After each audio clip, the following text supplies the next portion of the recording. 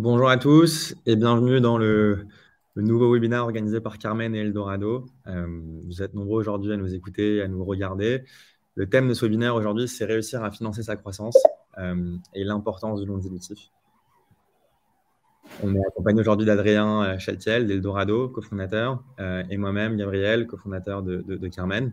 Et aujourd'hui, du coup, la thématique, c'est qu'on va vous expliquer les différents dispositifs que vous avez dans votre boîte à outils pour, du coup, bien financer votre croissance en leverageant tous les différents outils, tous les différents dispositifs, que ce soit public, bancaire ou autres, alternatifs, pour venir financer votre croissance.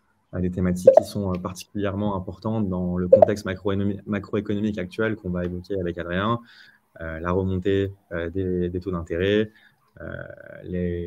l'augmentation des coûts des matières premières, le contexte géopolitique avec l'Ukraine et la Russie qui compliquent beaucoup de choses. Donc, une thématique et un sujet en pleine actualité qu'on va pouvoir vous décliner tous les deux. N'hésitez pas à vous poser vos questions. L'idée du format, c'est que ce soit le plus interactif possible. On va vous présenter rapidement ce que fait Eldorado et ce que fait Carmen et quels sont un peu les différents dispositifs qu'on peut vous proposer. Mais l'idée, c'est qu'on puisse bien sûr collecter vos questions et passer le plus de temps possible à la fin pour y répondre de manière concrète et précise et que vous sortiez tous avec des vrais conseils et des vrais points de guidance par la suite. Voilà pour cette petite introduction. Adrien, je t'invite à te présenter et peut-être présenter aussi ce que vous faites avec Eldorado en quelques minutes. Avec grand plaisir. Bah, écoute, merci de cette intro qui est top. J'ai une petite presse à partager, comme ça vous pouvez voir un petit peu. Et puis dans la presse, il y a plusieurs éléments dont on va discuter aujourd'hui. Alors, attends, je vais essayer de partager en live. On n'a pas fait de test de partage, mais regarde, j'ai l'impression que ça fonctionne du premier coup, donc c'est génial.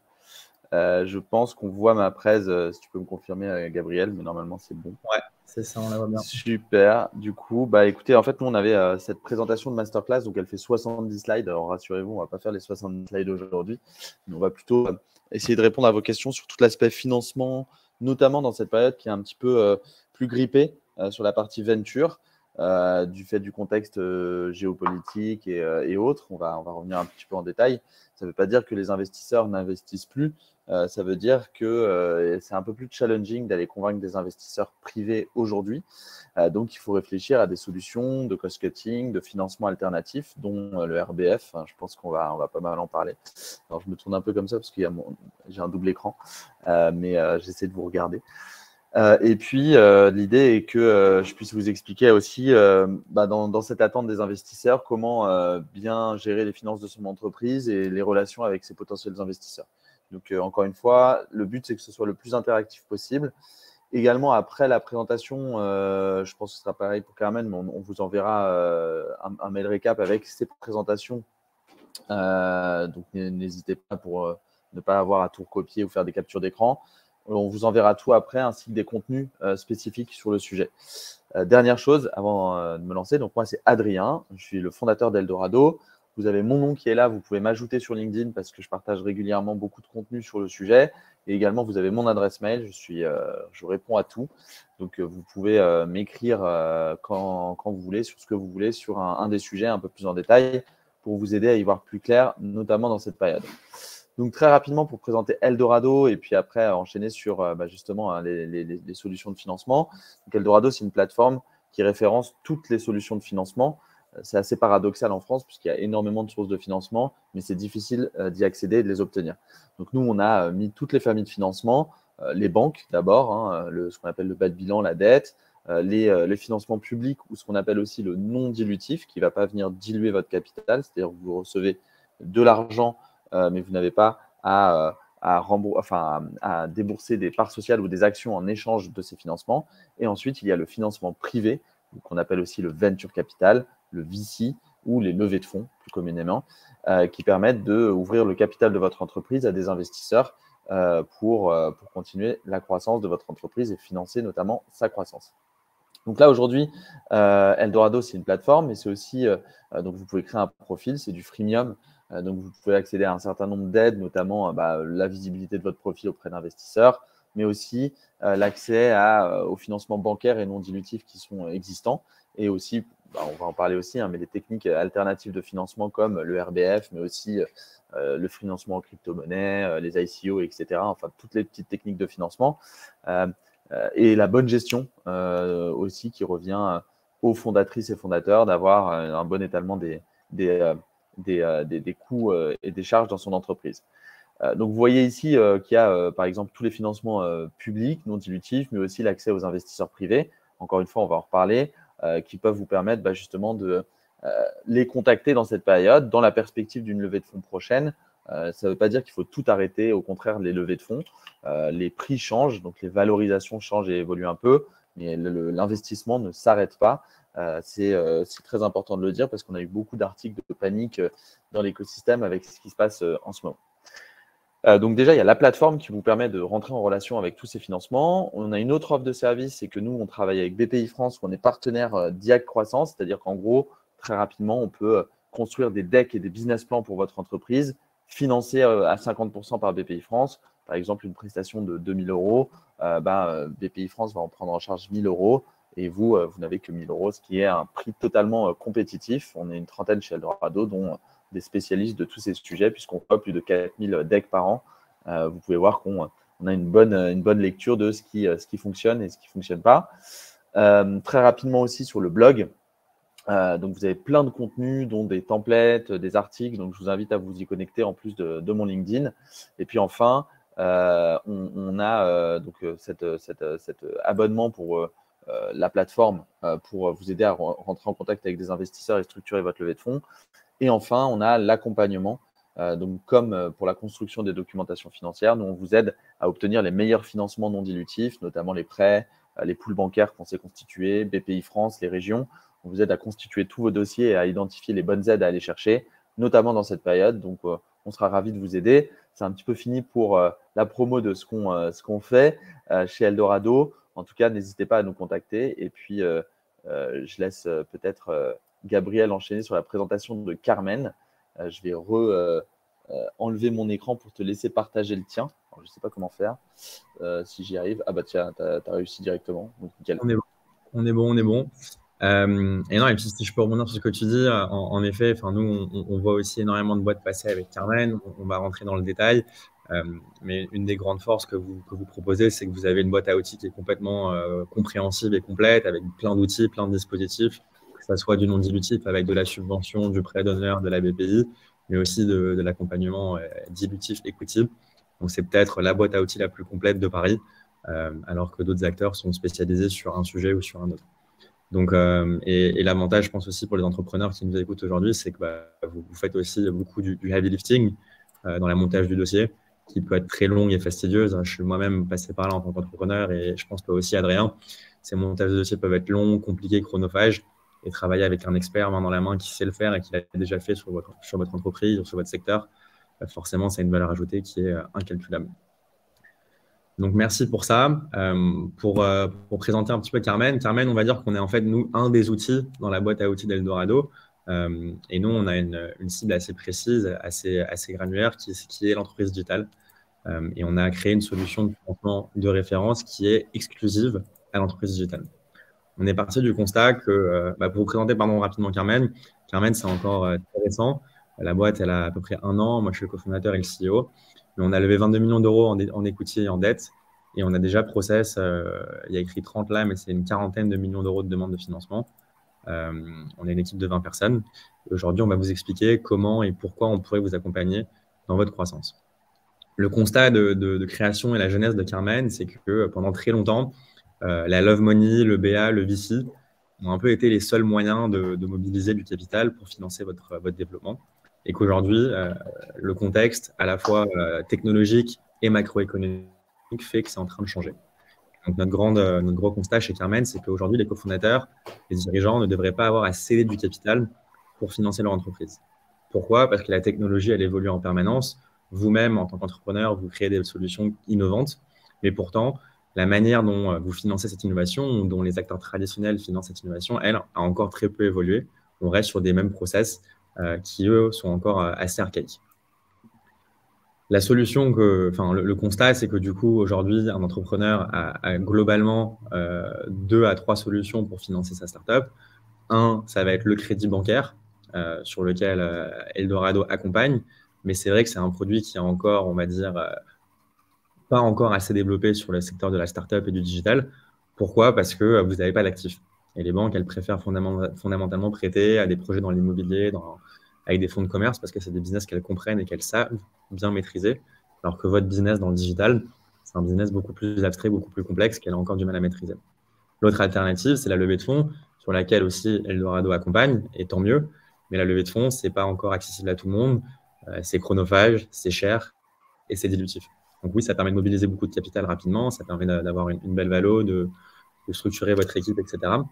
Nous-mêmes, on en a fait une avec Carmen, mais c'est vrai que ce n'est pas encore le produit magique. En claquement de doigts, on a levé 2 millions, 5 millions, 10 millions, et hop, on est parti.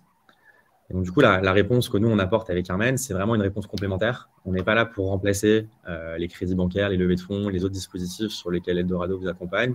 On est là, au contraire, pour les compléter, dans la mesure où vous avez différentes cordes à un arc pour venir financer votre croissance.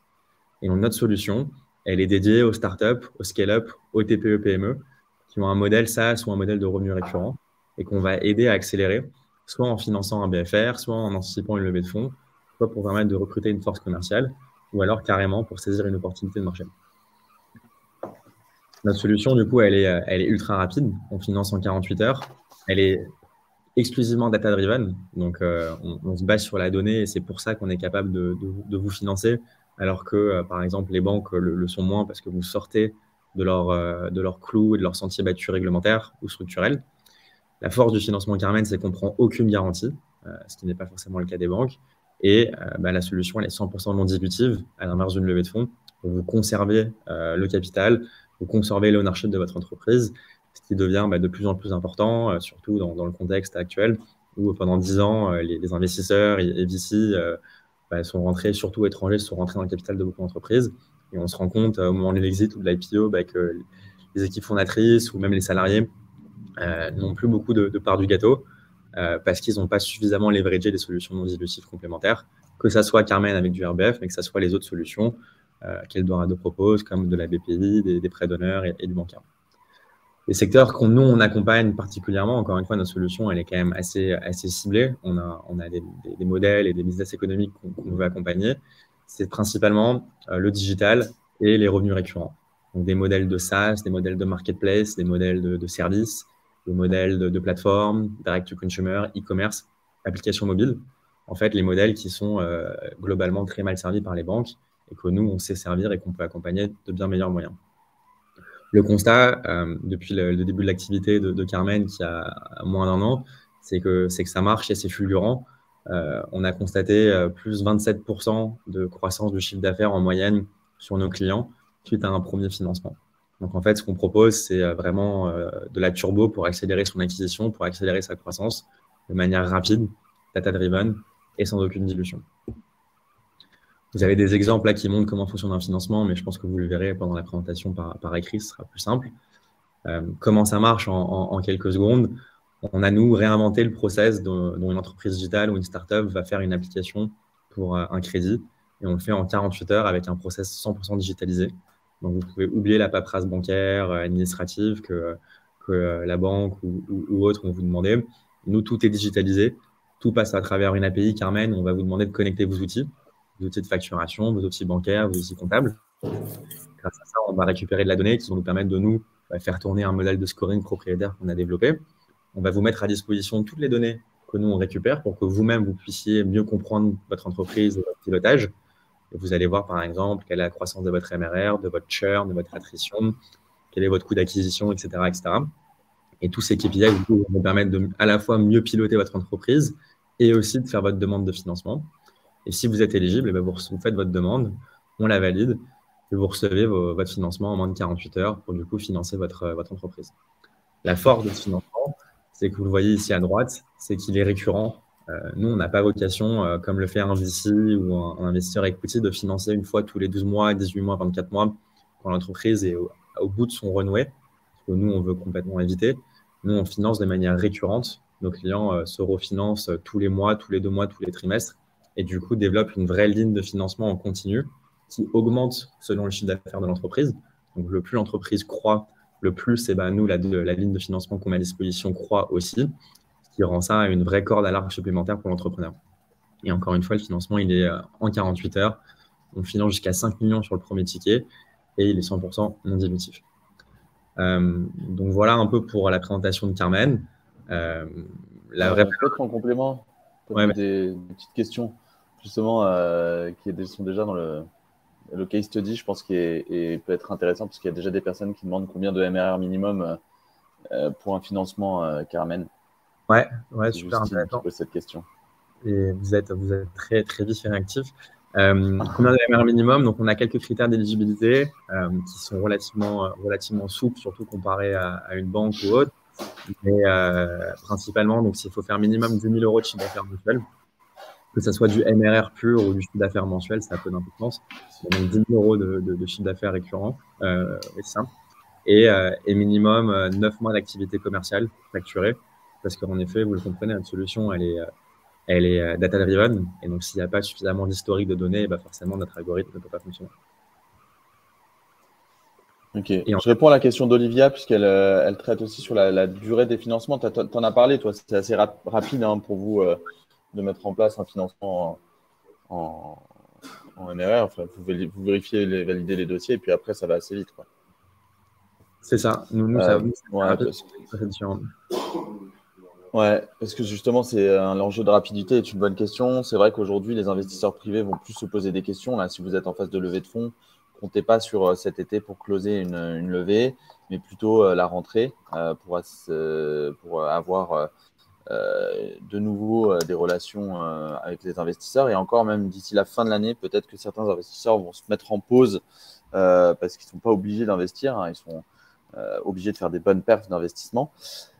Mais si les gros fonds, notamment, c'est toujours par le haut que ça se traduit, l'investissement en France. Donc, si les autres investisseurs ou les autres catégories d'investisseurs vont mettre plus de complexité à investir ou plus de temps, bah, les business angels, tout en bas, pareil, vont prendre un peu leur temps. Une levée de fonds, c'est en moyenne 4 à 8 mois déjà, de toute façon. Un financement public BPI France, c'est entre 1 et 4 mois en fonction si vous êtes en région ou à Paris. Si vous êtes à Paris, vous allez avoir plus de temps, puisqu'il y a plus de startups, il y a plus d'enjeux de financement. Et un financement bancaire peut être rapide, ça peut être entre 2 semaines et 1 mois en fonction des relations que vous avez déjà avec les banques. Ce n'est pas forcément nécessairement ralenti par la crise actuelle, mais voilà, ça fait partie des timings, si ça peut répondre à ta question, Olivia. Et puis après, je fais le modérateur en même temps, parce que je vois les questions, Gabriel, mais il y a d'autres questions pour Carmen, hein. Non, mais l'idée, c'est qu'on puisse y répondre. Mais pour prendre celle de Charles, qui je pense nous concerne aussi tous les deux, c'est que oui, tout à fait, le financement Carmen, il est complémentaire. Donc, il n'est pas là pour remplacer une levée de fonds ou remplacer un accompagnement bancaire. C'est là où justement Carmen et Eldorado travaillent ensemble. Encore une fois, nous, on est un des outils dans la boîte à outils d'Eldorado. Et nous, on vient du coup apporter une ligne de financement complémentaire. Alors après, il se trouve qu'on a aussi, nous, des clients qui sont des boîtes accompagnées qui sont autofinancées, bootstrappées, qui n'ont pas levé des fonds et qui n'ont pas la vocation de vouloir lever des fonds. Et donc, c'est vrai que pour ces entreprises-là, on devient, nous, la ligne de financement de référence. Il n'y a pas de love money, il n'y a pas de VC.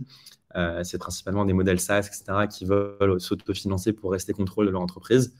Mais pour les boîtes qui veulent lever de l'argent, ouvrir leur capital, on est une alternative et complémentaire. Comment ça se met en place? C'est principalement en milieu de runway, c'est-à-dire imaginons que vous avez fait un pré-seed, un seed ou une série A, forcément vous exécutez, vous avancez sur votre croissance pour être en position pour faire votre prochain tour.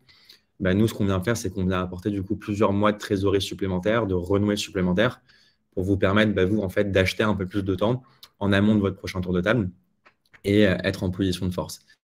C'est d'autant plus important dans le contexte actuel parce que, comme le dit Adrien, les levées de fonds continuent, elles ne sont pas prêtes de s'arrêter, mais la cadence et les sélections sont un peu plus lentes, surtout là avec la période estivale qui arrive.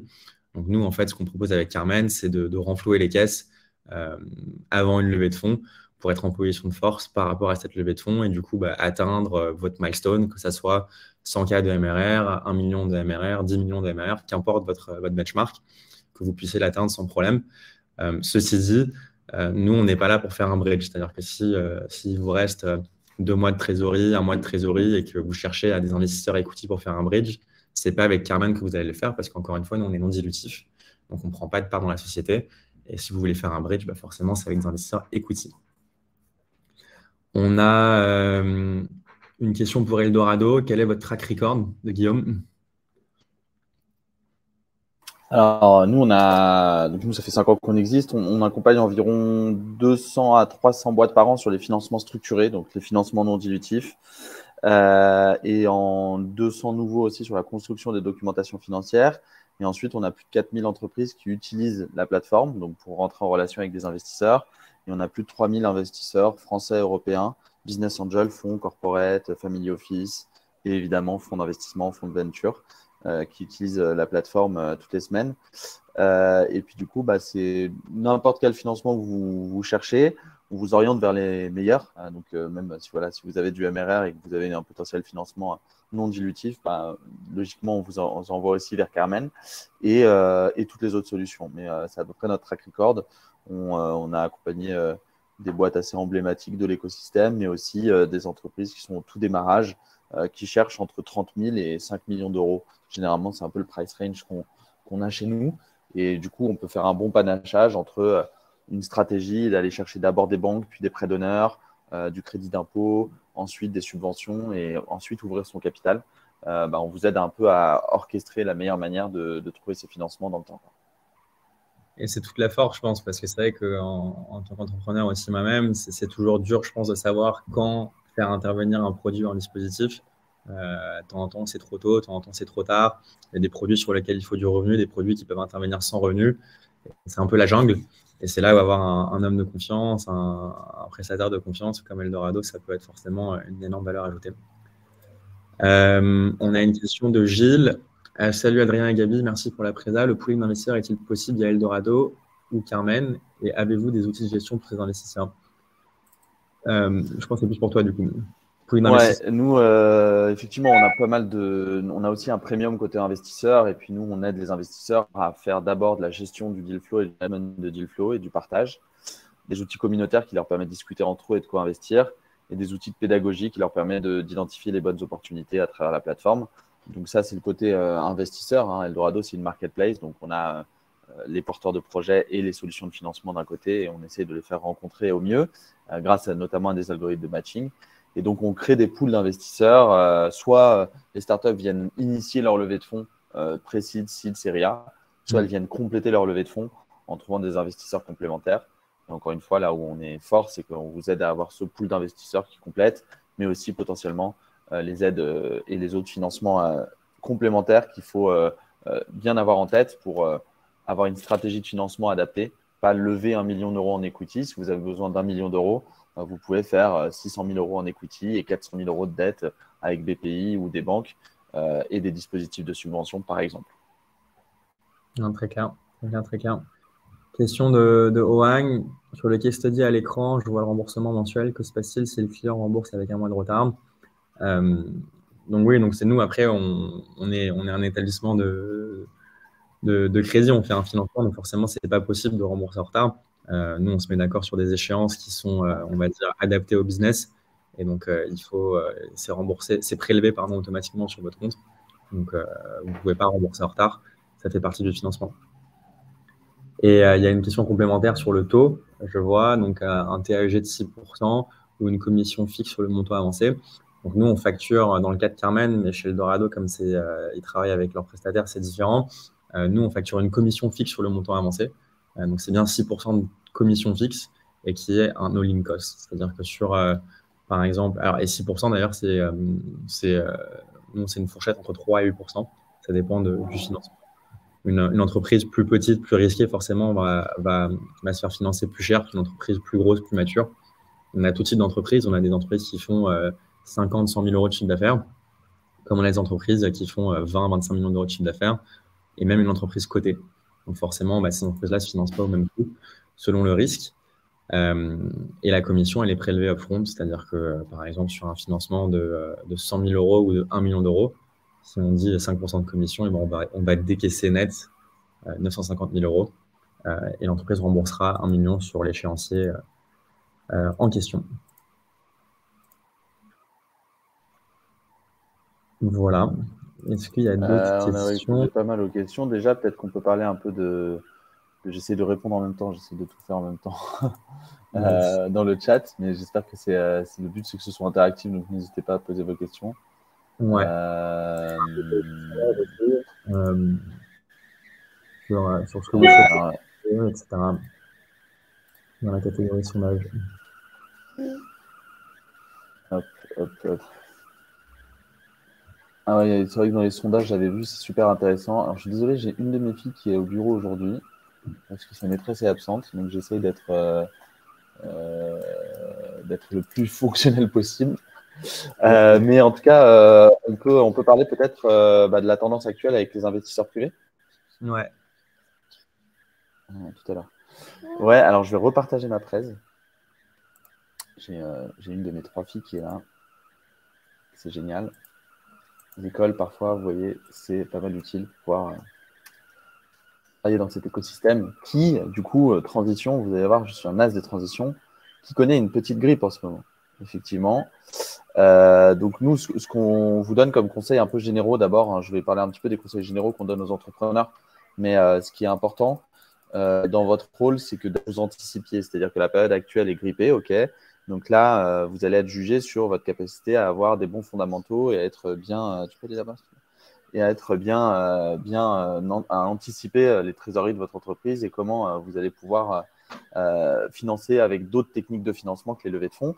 Donc pour ça, il faut anticiper, c'est-à-dire qu'il faut se poser la question du cash, pas quand il vous reste que 2 mois de cash, mais quand il vous reste 6, 8 mois minimum, hein, parce que c'est à ce moment-là qu'il faut poser la question de réduire votre burn, de trouver des solutions alternatives.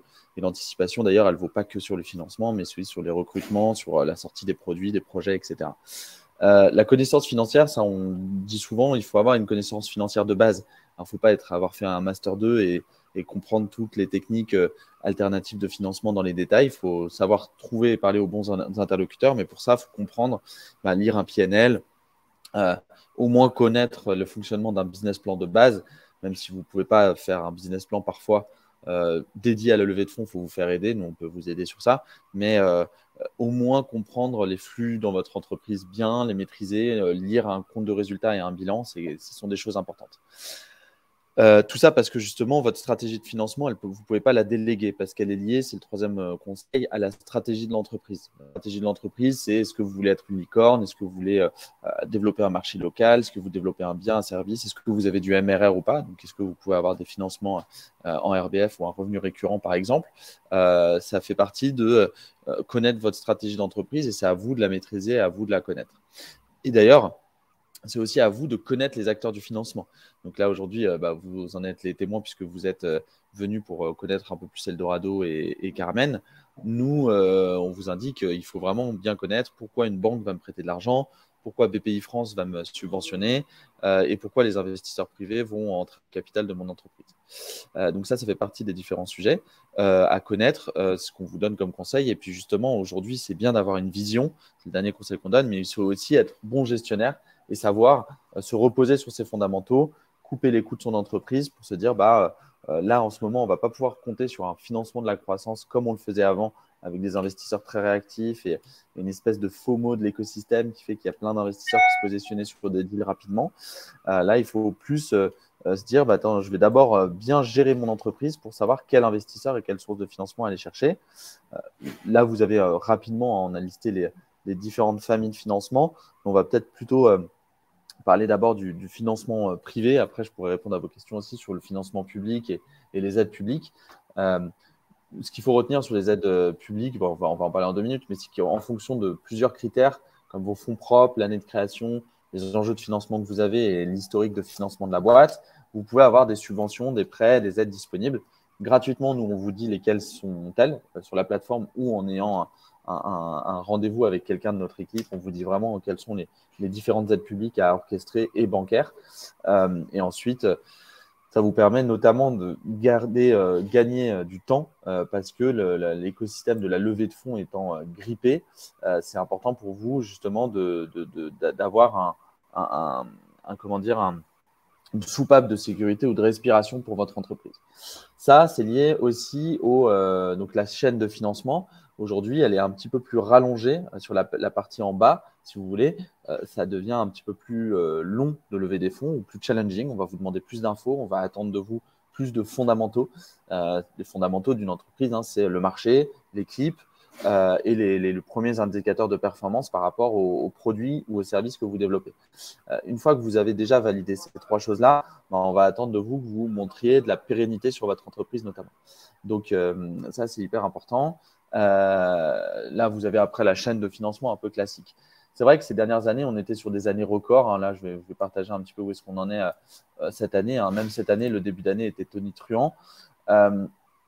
Plusieurs conseils par rapport à cette lecture-là. La plupart d'entre vous, hein, de ce que je vois dans le sondage, c'est que vous êtes en pré-seed ou en seed. Faut vraiment faire attention. Comparaison n'est pas raison.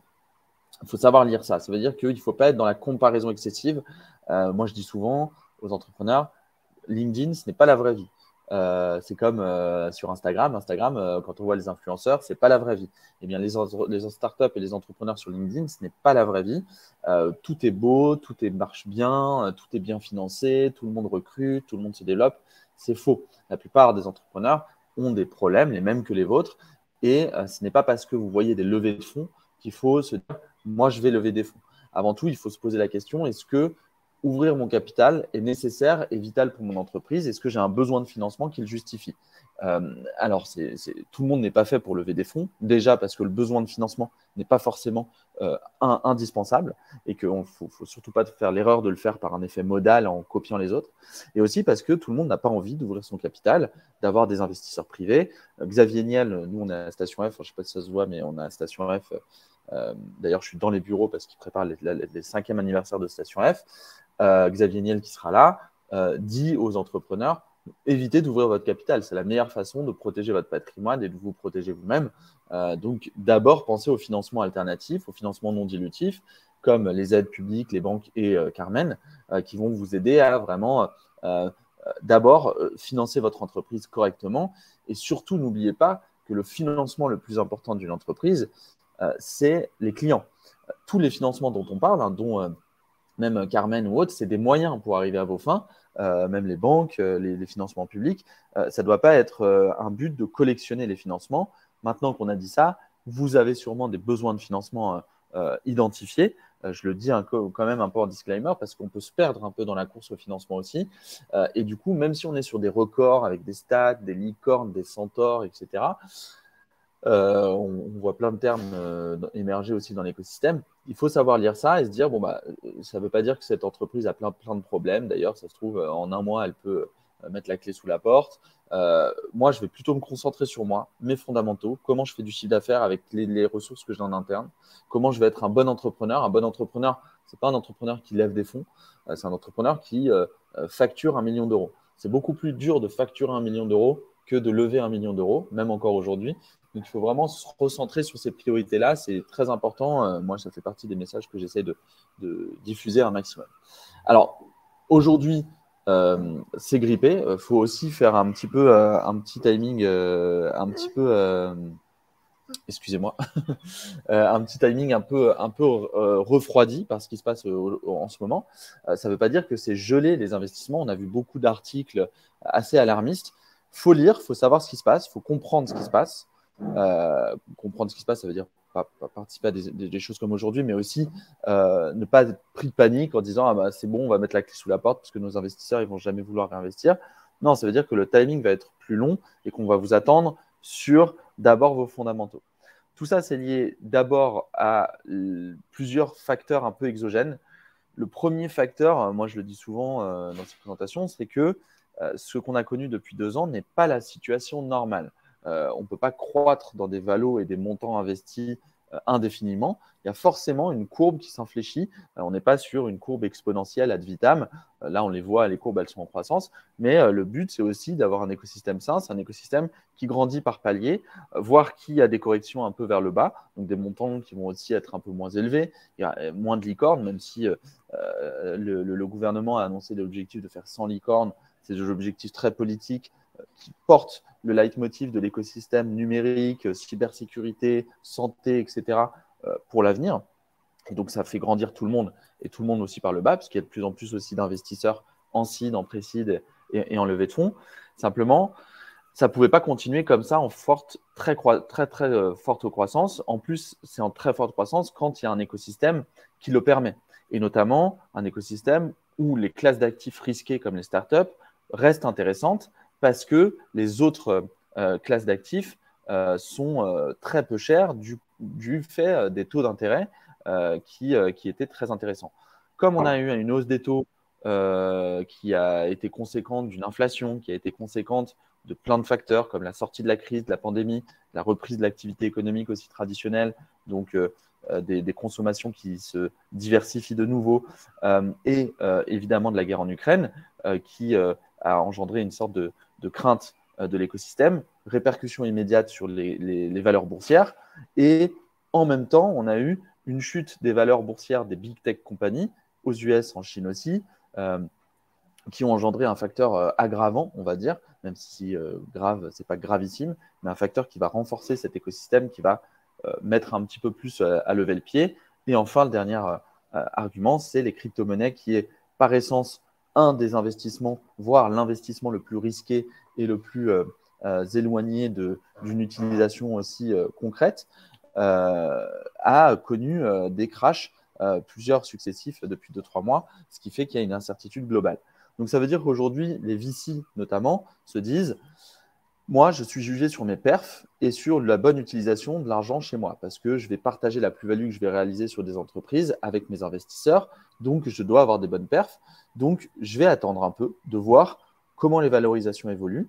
Avant, par exemple, il y a 1 an, sur une levée seed, on était avec une boîte qui faisait 1 million d'ARR, on était à une valo de 13 à 15 fois la valo pré-money sur un revenu récurrent annuel. Aujourd'hui, on est redescendu à 8-9 fois la valo. Donc, vous voyez que déjà, il y a 40% des valos globalement SaaS MRR qui sont SaaS B2B pour parler de ce secteur. Après, il y a d'autres secteurs qui sont plus ou moins impactés.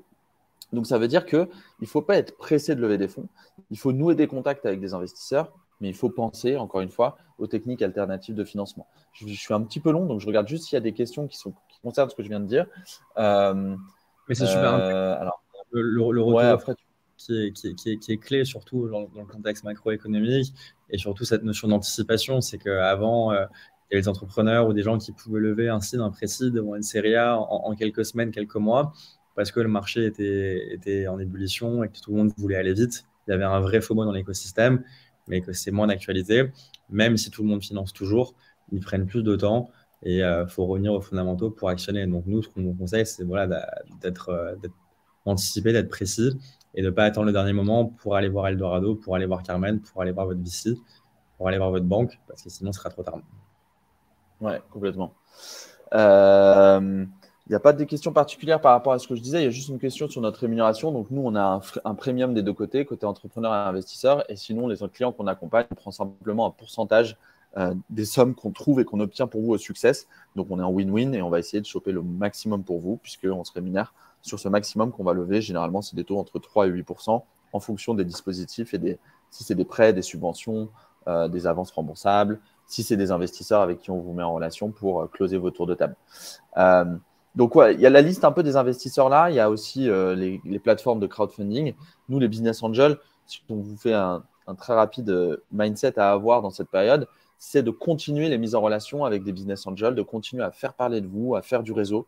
Donc, les anciens de votre école ou université, les anciens de votre travail précédent, vous-même storyteller, brander, faire du personal branding sur les réseaux, LinkedIn, aller en contact d'investisseurs dans des événements et sur des plateformes comme Eldorado.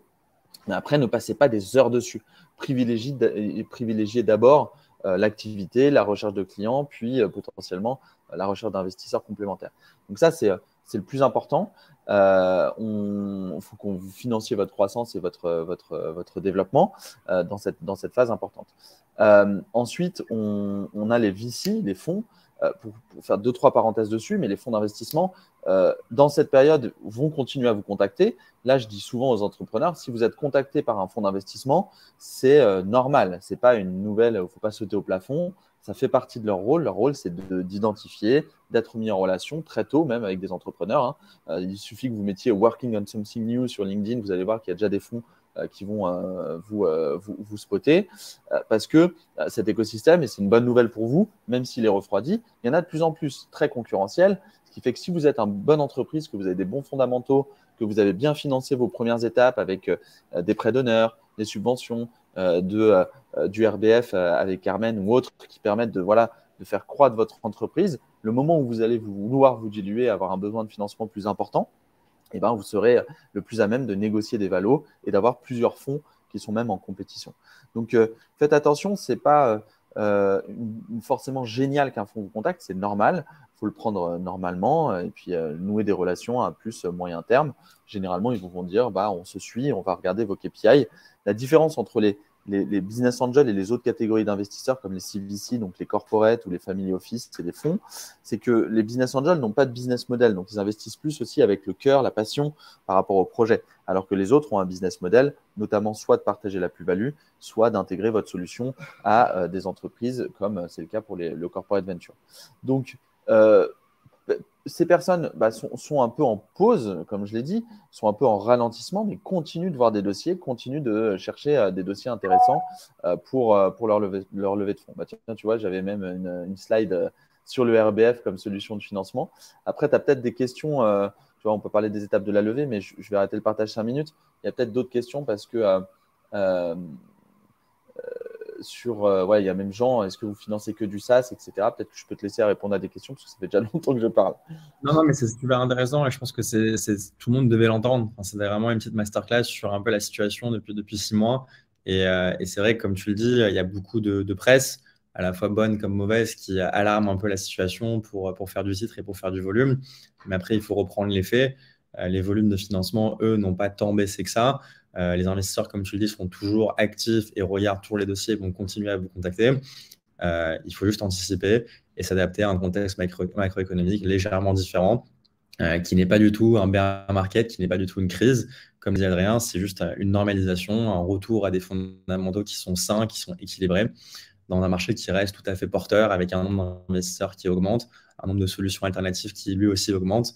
Ça n'a jamais été aussi intéressant pour un entrepreneur de se financer, que ce soit non dilutivement ou dilutivement. Il n'y a jamais eu autant d'alternatives ou de solutions complémentaires pour financer sa croissance, que ce soit du dilutif ou du non dilutif.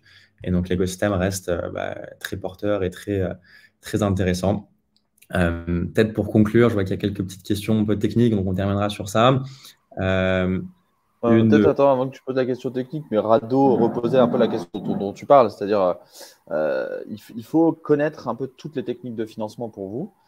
Donc après, il y a des acteurs, même Gabriel ou moi, vous pouvez nous contacter pour qu'on vous oriente le mieux, pour faire comme si on se passait d'investisseurs. Alors ça ne veut pas dire qu'il faut se passer d'investisseurs. Les investisseurs sont hyper importants pour faire croître votre entreprise parce que c'est un financement même plus massif et potentiellement surtout de l'accompagnement avec des personnes expérimentées qui vous aident dans le réseau, dans la commercialisation, etc. et dans les prochaines étapes ou dans le refinancement aussi. Mais il faut vraiment essayer de faire sans d'abord, de se dire je vais d'abord bosser sur mes fondamentaux, les clients, priorités et puis les techniques alternatives de financement pour laisser passer cette vague de refroidissement. Ça ne veut pas dire que ça va repartir vers le haut, ça veut dire qu'on va avoir une nouvelle manière de fonctionner sur l'investissement, moins la folie que ces 2 dernières années. L'erreur que vous pourriez faire, c'est se dire que ce qu'on a connu les 2 dernières années continue ou va revenir. Ça, c'est fini. La fête est finie sur ça. Ce n'est pas très grave. Franchement, ça fait partie du marché. C'est des corrections de marché. Mais il ne faut pas se croire que vous allez lever aussi vite autant d'argent et à de telles valorisations. Il faut vraiment repartir sur une centralisation. Alors, la valorisation, il y a toujours des questions là-dessus.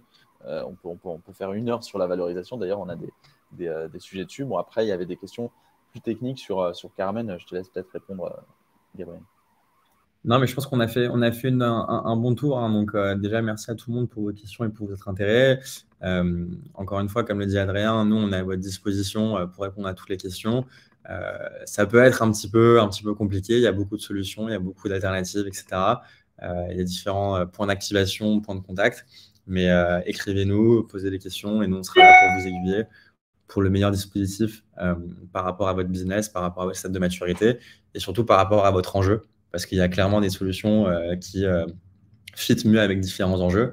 Si vous voulez, par exemple, recruter une équipe de 20 personnes, 30 personnes, 40 personnes, et accélérer de manière exponentielle la case de la levée de fonds sera quasiment obligatoire. Mais si vous voulez être un peu plus, on va dire, financer d'autres activités, du marketing, etc., c'est là où le non dilutif est un vrai levier. Pour conclure rapidement sur les 2 questions techniques, pour que les gens aient leurs réponses, Charles, le bon moment pour actionner un financement Carmen, c'est tout de suite en fait. C'est que le non dilutif, c'est vraiment du jet fuel qui vous permet d'accélérer. Et le plus tôt vous l'accélérez, le mieux. Et comme le disait Adrien, s'il vous reste quelques mois de trésor, c'est pas à ce moment-là qu'il faut actionner vos financements non dilutifs, c'est le plus tôt possible. Donc nous, tous nos clients nous actionnent au moment entre 2 tours, ou alors avant un tour ou après un tour. Mais clairement, le meilleur moment, c'est maintenant, parce que le plus vous capitalisez sur votre non dilutif, le plus vous pouvez accélérer, atteindre vos KPIs qui vous aideront par la suite, que ce soit pour faire une levée ou pas, que ce soit atteindre la rentabilité ou lever des fonds, etc. Et ensuite, question de gens sur est-ce qu'on finance que des SaaS ou d'autres types de revenus. On finance tous les types de revenus online, donc toutes les entreprises digitales et du numérique. C'est vrai qu'on a beaucoup de SaaS parce que c'est un modèle qui s'y prête beaucoup avec ce fameux MRR, mais notre modèle fonctionne sur tous les modèles digitaux, que ce soit du SaaS, mais aussi de la marketplace, de la plateforme, de l'e-commerce, de l'application mobile, tous ces types de modèles-là. Donc voilà, merci à tous. Il y aura un replay et puis on vous fera un petit mail de follow-up avec les 2 présentations d'Eldorado et de Carmen.